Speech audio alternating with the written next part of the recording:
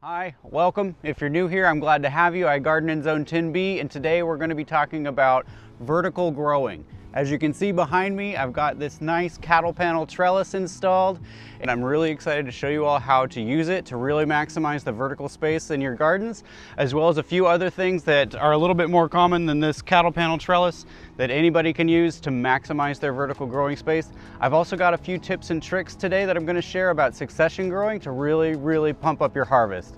So stay tuned, we're going to get into all of it.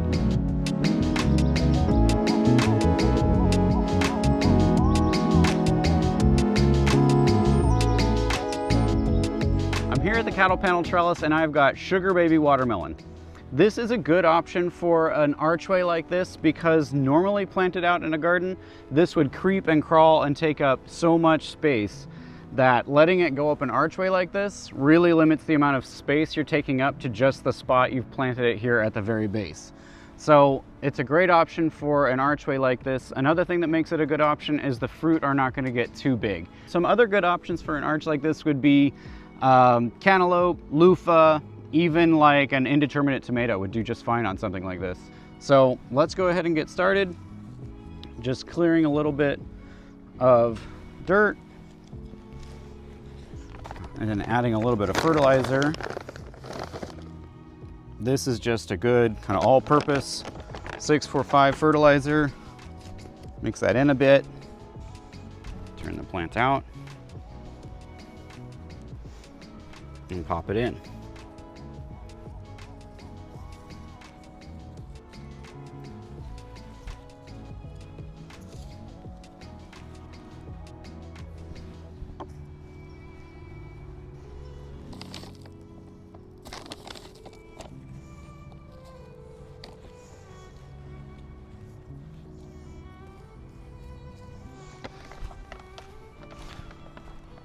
Look at that, friend. Can you see it? Oh my gosh, huge bumblebee, huge. Anyway, so these melons are going to find their way to the trellis and keep growing up and keep giving me fruit all summer long without taking up a bunch of space in my garden. Now, getting this cattle panel here was a bit difficult just because I garden in an urban space. So the next option I'm going to show you is accessible to almost any gardener in any garden, gardening anywhere in the world. So let's go check that out.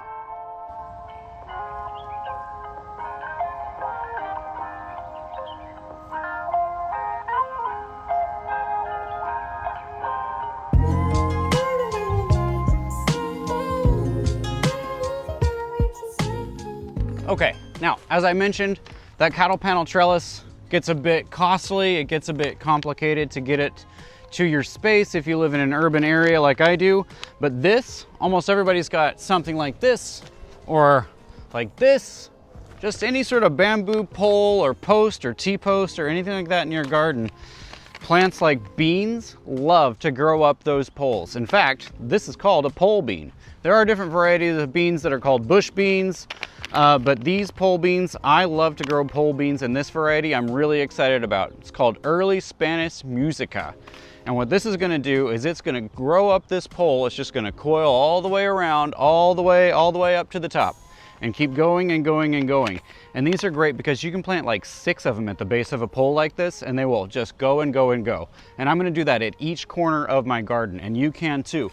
Like I said, anything as simple as a bamboo pole or a T-post or any vertical thing you've got that you can jam in the ground, these beans will grow up. A couple other good varieties are Kentucky Wonder, Blue Lake, lots of great stuff will grow up a pole like this. These beans I actually tasted first before I ever grew them, and now I'm gonna grow them. I've never grown them before, but the taste is so delicious. They're so like almost meaty. I'm a vegetarian, but these have like a great sort of hearty, meaty flavor that is so delicious, and the texture is wonderful. No strings if you pick them at the right time. So that's another bonus. I hate those little stringy bits from string beans, from green beans rather, that you get sometimes. These, if you pick them at the right stage, they're not supposed to have those. And I'm really excited if you can't tell. Let's get them in the ground. So you want to be as close to the pole as you can, but aside from that, it really is just as simple as clearing out a spot Let's go 3, and we'll go 2 per hole. You might be wondering why I'm not worried about critters getting these, direct sowing these, like some of the other ones.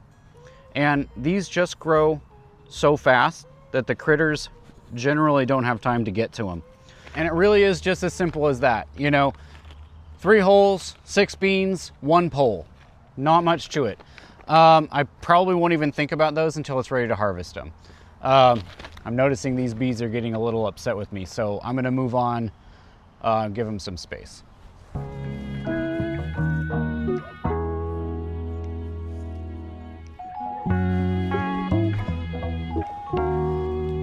All right, so I said I had some tips for succession sowing, and I didn't lie, I do. We're gonna talk about succession sowing in relation to these squash plants. So last week we planted out the main crop of our squash, these 4 here, and now what I'm gonna do is kind of in between each one, I'm going to plant a second one. But as you can see, these have 3, almost 4 weeks of growth, whereas this is just a seed. So these will be, you know, 3, almost 4 weeks behind the other one. So this one will go into production, and then these that I'm growing right now will start producing once these are about done. So that'll keep me in squash, you know, well into the summer months, and give me 2 rounds, and then I might even start a 3rd one. So we'll see. So this is the first succession of Romanesco squash, and what I'm gonna do is just right here between these 2, I'm going to clear off a little bit of space. Sometimes you mound these up with compost, but I find that since I'm not able to get down here every day, the compost sometimes can get a little bit hydrophilic, or not hydrophilic, they can get a little hydrophobic. And so that tends to dry the seeds out. So I just go straight in with them. If you have a backyard garden, or you have access to your garden where you can get there every day, by all means, mound up a little hill of compost and bury these in, because these plants truly love compost. They love to eat compost. And so you can see it's just as simple as that. They just go straight in the ground right here. And I'm gonna do that for the 8-ball, I'm gonna do that for the Tetra, and I'm gonna do that for the Escalator.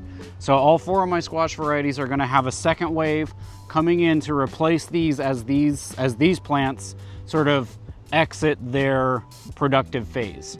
And so these will come into production as these are fading out. So that's kind of the gist of it. So you might also be wondering why I am direct sowing these, when I was mentioning last week that I'm worried about critters. Well, I am worried about critters. They do love to eat my seeds straight out of the ground for some reason. But I already have these, they're growing, they're strong, they're good plants. And you know, if these get eaten, then they get eaten, I guess, and I'll just try something else. So that's kind of the philosophy there. Oh, and I don't know if I mentioned or not, but I'm going 3 in per hole here. That just guarantees germination. And if a critter does get to 1, they might not get to all 3. So, all right, I'm gonna move on and do these other ones. And then I've got one more succession sowing tip I wanna share with you. So we'll do that in a minute.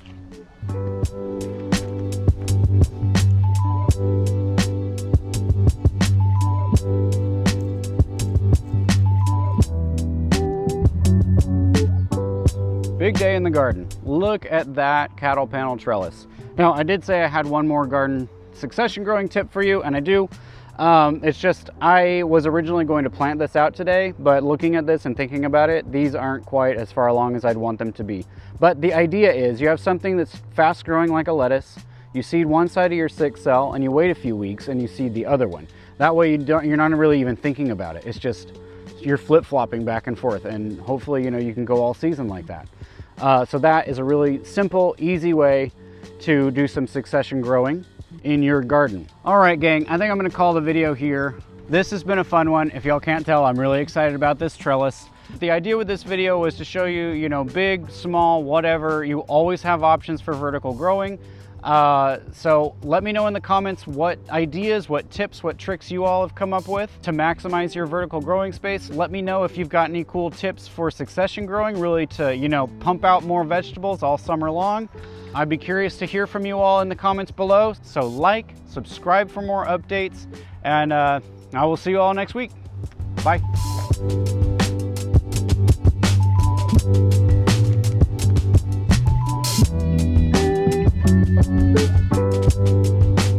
Thumbnail!